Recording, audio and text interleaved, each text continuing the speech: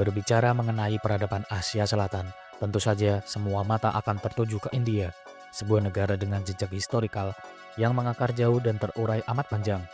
Peradaban India sendiri merupakan salah satu peradaban kuno pertama umat manusia, dan akarnya pun dapat bersanding dengan peradaban-peradaban terbesar dan tertua lainnya, seperti peradaban tua Mesopotamia, peradaban tua Mesir kuno, peradaban tua Mesoamerika, dan bahkan dapat juga bersanding dengan peradaban tua Lembah Sungai Kuning. Sejarah peradaban India kuno sendiri mampu mempengaruhi banyak aspek peradaban modern, dan bahkan peradaban India kuno mempunyai rekam jejak sejarah dalam perkembangan sejarah Indonesia, khususnya era kerajaan yang berdiri di Indonesia. Lantas, bagaimana peradaban India kuno bermula? Bagaimana India berkembang melalui banyak periode? Periode apa saja yang terjadi dalam sejarah panjang India? Dan bagaimana peradaban India kuno pada akhirnya mengalami periode keruntuhan? India, sebuah negara yang dikenal secara luas, memiliki sejarah yang begitu panjang. Nama India sendiri diambil dari nama sungai, yaitu Indus, yaitu sebuah sungai yang diberi nama Sindhu oleh orang India kuno yang menggunakan bahasa Sanskerta. Sebutan ini pun berubah ketika bangsa Persia menamainya dengan Hindu atau Hindus, dan kemudian dalam perjalanannya, bahasa Persia diserap oleh bahasa Yunani yang menjadi Indos atau India. Dan nama ini pun akan terus digunakan hingga abad modern kini. Menilik sejarah panjang bangsa India, kita harus menelisik jauh kembali ke masa kuno ketika dunia memasuki masa prasejarah. Sebuah masa di mana Homo sapiens atau manusia kuno mulai masuk serta mendiami dataran India yang diperkirakan terjadi sekitar 70.000 tahun yang lalu. Ketika manusia-manusia ini memasuki zaman batu baru atau Paleolitikum, mereka masih menggunakan teknik berburu dan pengumpul, di mana mereka merupakan manusia yang berpindah-pindah tempat tinggal atau nomaden. Bukti keberadaan manusia purba ditemukan di lembah Sungai Swan di wilayah Pakistan modern. Peralatan di zaman ini pun masih menggunakan alat-alat batu kasar seperti kapak gegam, kapak serut, dan alat pemotong sederhana. Waktu pun berlalu, manusia-manusia India kuno pun mulai memasuki zaman batu tengah atau Mesolitikum, yang ditandai dengan perubahan mendasar dari kehidupan nomaden ke semi-nomaden. Selain itu, pemukiman awal pun muncul bersama dengan domestikasi hewan seperti anjing dan juga kambing. Milenium pun berganti, manusia-manusia ini memasuki zaman batu baru atau Neolitikum, di mana revolusi besar dalam pola hidup manusia dengan dimulainya pertanian dan domestikasi hewan bermula. Munculnya desa permanen di lembah sungai seperti Meghrad di Pakistan modern juga menjadi salah satu situs Neolitikum tertua di dunia dan menjadi perubahan mendasar pada manusia kuno. Selanjutnya, India kuno memasuki periode perunggu yang terjadi sekitar tahun 3300 hingga tahun 1300 sebelum Masehi, di mana pada periode ini menyaksikan munculnya peradaban maju di lembah sungai Indus dengan kota-kota terencana seperti di Harappa dan juga Mohenjo-daro. Periode ini pun kerap dianggap sebagai awal mula berdiri dan menyebarnya peradaban India kuno atau kerap dikenal sebagai peradaban lembah sungai Indus. Peradaban ini terutama berpusat di Pakistan modern, di lembah sungai Indus, dan yang kedua di lembah sungai Gagar atau Hakra. Peradaban lembah sungai Indus ditandai dengan dimulainya peradaban perkotaan, seperti peradaban Harappa dan peradaban Ganeriwal serta peradaban Mohenjo-daro. Salah satu peradaban awal di India kuno adalah peradaban Harappa, di mana periode ini pun dikenal luas sebagai peradaban yang terkenal canggih dan unik untuk bangsa di masanya. Bagaimana tidak, peradaban Harappa telah menerapkan sistem drainase yang begitu kompleks dan juga terintegrasi, pun begitu dengan denah dan tata letak kota yang tersusun dari batu bata geometrik. Mereka pun sudah mengenal sistem perdagangan, aksara, dan juga seni kerajinan tangan, dan selain itu pun, teknik pengolahan perunggu pun digunakan untuk membuat alat dan juga senjata. Peradaban Harappa sendiri pada akhirnya musnah disebabkan oleh perubahan iklim yang pada akhirnya memaksa peradaban ini menghilang. Masyarakat Harappa pun menyebar ke berbagai sudut dataran India, dan setelahnya masyarakat Harappa kedatangan sebuah suku Indo-Arya ke dataran India. Mereka adalah keturunan suku Proto-Indo-Eropa yang akhirnya berasimilasi dengan masyarakat Harappa dan menyebar ke arah utara India. Zaman Weda adalah sebuah periode yang mencakup perkembangan awal budaya dan juga agama Hindu di wilayah anak benua India. Periode ini pun berlangsung dari sekitar tahun 1500 sebelum Masehi hingga tahun 500 sebelum Masehi, serta dimulai setelah runtuhnya peradaban lembah sungai Indus dan ditandai oleh masuknya bangsa Indo-Arya. Periode Weda sendiri terbagi menjadi dua zaman, yaitu zaman Weda awal dan juga zaman Weda akhir. Zaman Weda awal terjadi sekitar tahun 1000 sebelum Masehi hingga tahun 500 sebelum Masehi. Zaman Weda awal ditandai dengan kultur masyarakatnya yang bersifat nomaden dan hidup dari peternakan dan juga pertanian sederhana. dan masyarakat pada zaman Weda awal tersebar di wilayah Punjab dan sekitarnya. Ritual keagamaan pun dilandaskan pada penyembahan terhadap Agni atau api dan pemujaan dewa-dewa alam. Selanjutnya, zaman Weda akhir yang berjalan dari tahun 800 sebelum Masehi hingga tahun 500 sebelum Masehi yang ditandai dengan sistem sosial yang semakin terstruktur dengan perkembangan sistem kasta, munculnya teks-teks keagamaan penting, serta peningkatan ritual dengan menggunakan media pengorbanan atau kerap disebut sebagai ritual yajna. Masyarakat pada zaman ini pun mulai menetap di wilayah Gangga Tengah, dan periode Weda juga kerap disebut sebagai periode turunnya kitab Weda. Weda sendiri merupakan sebuah kitab kuno yang kelak akan melahirkan agama Hindu yang kita kenal hingga masa modern ini. Kitab Weda ditulis dalam bahasa India Sanskerta yang akar bahasanya masih ada kaitannya dengan bahasa Indo-Arya, dan dalam perkembangannya pun kitab Weda akan membagi masyarakat Arya ke dalam 4 strata sosial. Sistem sosial ini pun disebut sebagai Varna. Varna sendiri terdiri dari Brahmana atau kelas utama seperti pendeta dan juga guru, Ksatria atau kelas penguasa, administrator atau pejuang, Vaishya atau kelas menengah seperti petani, pedagang atau buruh, serta Sudra atau kelas paling bawah yang terdiri dari para pengrajin atau juga pelayan. Sistem Varna kelak akan lebih dikenal sebagai sistem kasta dalam agama Hindu India modern kini. Bahasa Sanskerta yang digunakan dalam Weda juga menjadi dasar pengembangan bahasa yang digunakan sehari-hari, dan bahasa ini pun kelak akan berkembang menjadi bahasa India modern kala ini. Lembaga pendidikan seperti Guru Kala muncul untuk menyebarkan pengetahuan keagamaan dan juga filsafat. Zaman Weda juga membentuk landasan bagi ajaran Hindu seperti konsep karma, dharma, moksha, dan samsara. Salah satu bagian dari konsep tersebut kelak akan melahirkan 2 agama baru, yaitu Dharma yang menjadi landasan berdirinya agama Buddha dan Jainisme yang berkembang pesat di kalangan masyarakat di kala tersebut. Periode ini juga menyaksikan bagaimana masyarakat mulai bertani gandum, barley, dan juga padi. Mereka juga mulai menternakan hewan seperti sapi, kambing, dan juga kuda yang pada akhirnya mendukung kegiatan ekonomi pada periode Weda. Sistem barter digunakan untuk perdagangan lokal dan regional, dan ada hubungan ekonomi antara suku-suku Arya dan masyarakat asli. Selama periode ini, sistem sosial banyak berubah, di mana suku-suku kecil dan kepala suku mulai bersatu menjadi Janapadas atau pemerintahan monarki dengan tingkat negara bagian. Periode Mahajanapada adalah salah satu periode penting dalam sejarah kuno India yang berlangsung sekitar abad ke-6 hingga abad ke-4 sebelum Masehi. Era ini dinamai berdasarkan istilah Mahajanapada yang berarti kerajaan besar atau negara besar. Periode Mahajanapada sendiri ditandai dengan semakin berkembangnya kerajaan-kerajaan di wilayah India. Kerajaan-kerajaan kecil yang kerap disebut sebagai Janapada semakin berkembang secara pesat dan masif hingga menjadi Mahajanapada. Pada masa ini pun, kota-kota besar mulai bermunculan setelah sebelumnya sempat menghilang pada periode lembah Sungai Indus. Di dalam sebuah kutipan kitab Tripitaka dan karya klasik Mahabharata, dijelaskan secara gamblang bagaimana periode Mahajanapada memiliki total 16 kerajaan yang tersebar di seluruh India. Salah satu yang paling terkenal adalah kerajaan Magadha yang digambarkan menguasai hampir seluruh wilayah India dan Pakistan modern ini. Masa keemasan kerajaan Magadha terjadi ketika dinasti Nanda dan dinasti Maurya berkuasa. Kekaisaran Nanda sendiri berdiri pada sekitar tahun 345 sebelum Masehi hingga tahun 322 sebelum Masehi dan berhasil memperluas wilayahnya dari Bengal di timur dan juga Punjab di wilayah barat. Fondasi Kekaisaran Nanda sendiri telah dirintis di masa pemerintahan Haryanka dan Sisunaga yang bercita-cita membangun Kekaisaran India kuno terbesar.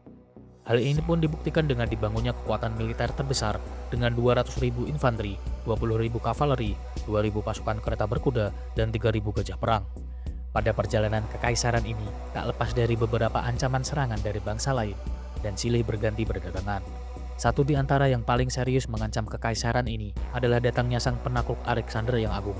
Alexander yang Agung yang mendulang beragam kegemilangan pada kampanyenya di Persia, merasa jumawa dan terus mengarahkan pasukannya ke arah timur dengan tujuan menguasai Asia Tengah dan juga India.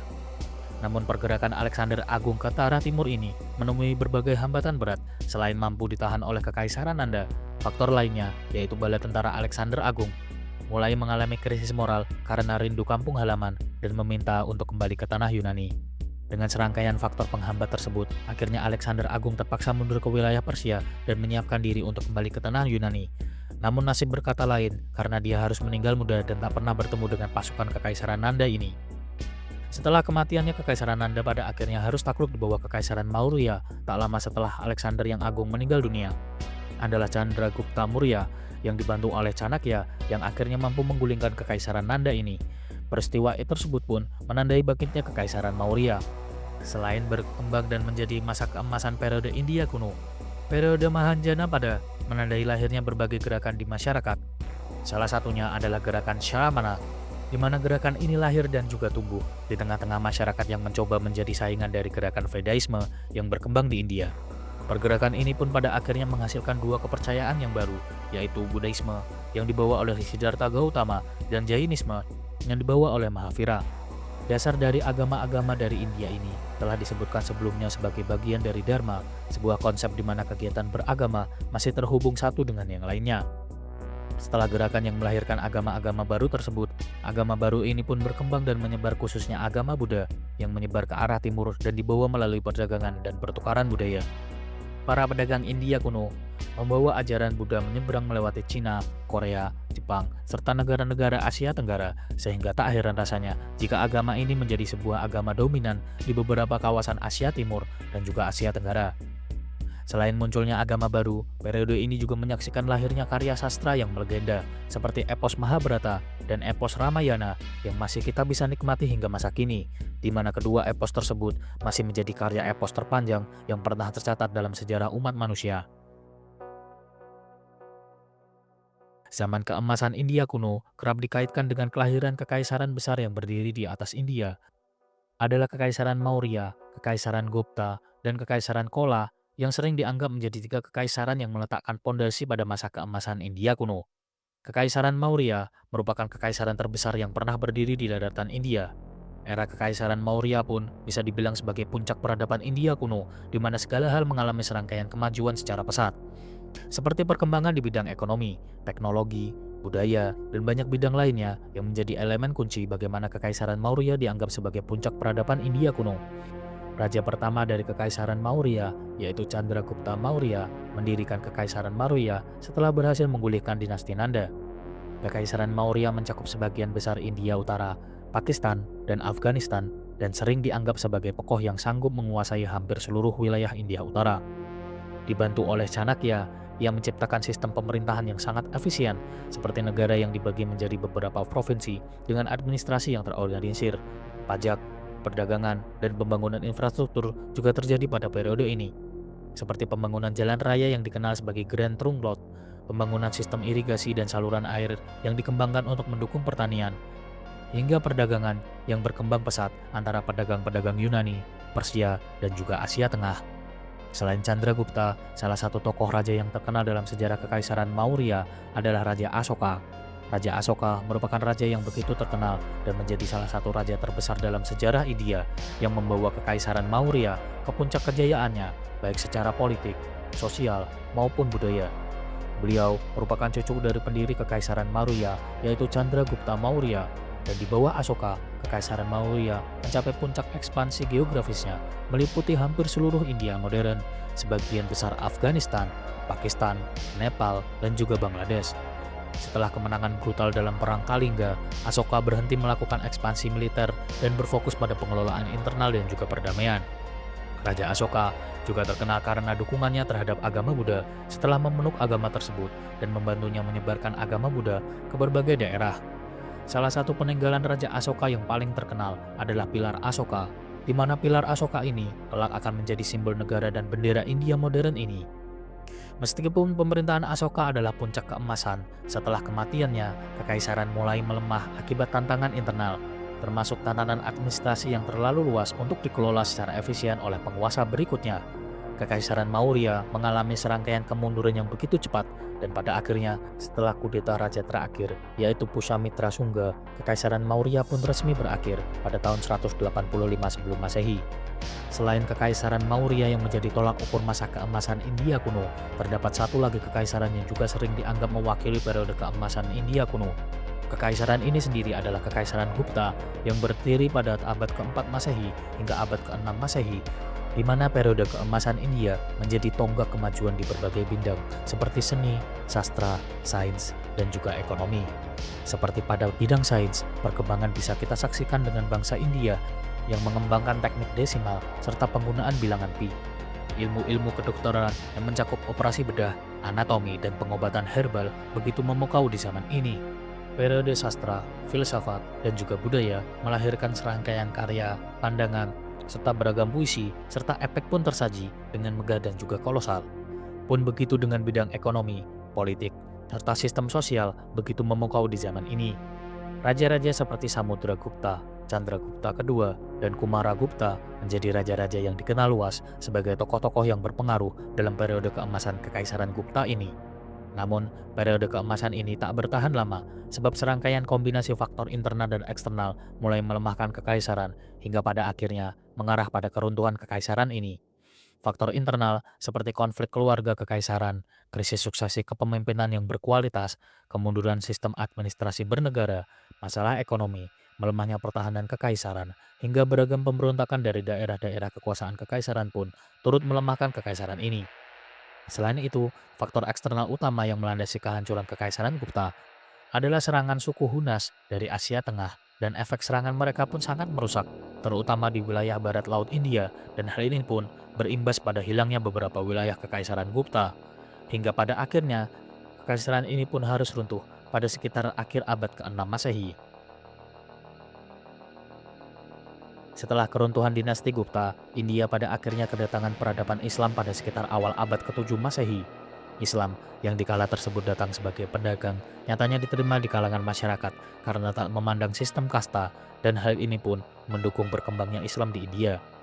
Selama era Abbasiyah, sekitar abad ke-8 hingga abad ke-10 Masehi, hubungan antara dunia Muslim dan India pun semakin erat melalui perdagangan dan juga pengetahuan. Ilmuwan-ilmuwan Muslim secara aktif menerjemahkan karya-karya filsafat, matematika, dan astronomi India ke dalam bahasa Arab dan mengumpulkannya di Baghdad sebagai pusat kota pendidikan Abbasiyah. Namun tak semua orang di India menyukai kerjasama dengan dinasti Abbasiyah, seperti wilayah Sind di Pakistan Utara dan Gujarat yang mengusik hubungan antara Abbasiyah dan India, dan memaksa Muhammad bin Qasim untuk menaklukkan wilayah ini dan lantas memperkenalkan apa yang dibawa oleh peradaban Islam kepada masyarakat di wilayah tersebut. Dengan pengenalan Islam secara lebih luas ke masyarakat, maka tak heran kekuatan Islam pun mulai berkembang pesat dan pada akhirnya mendirikan Kesultanan Delhi pada sekitar abad ke-12 Masehi.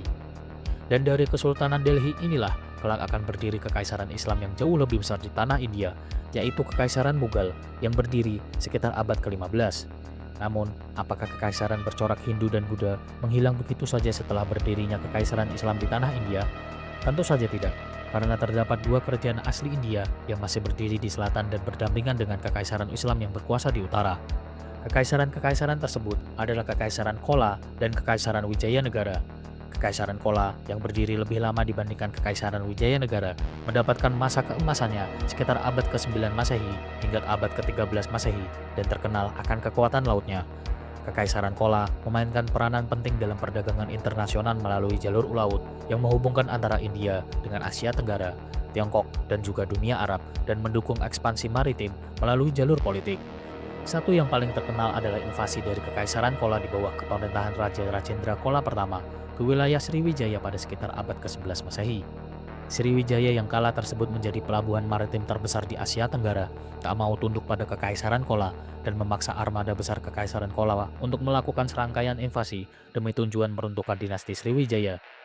Invasi ini pun berhasil memaksa Sriwijaya kehilangan kendali atas beberapa jalur perdagangan utama dan menjadi salah satu faktor keruntuhannya.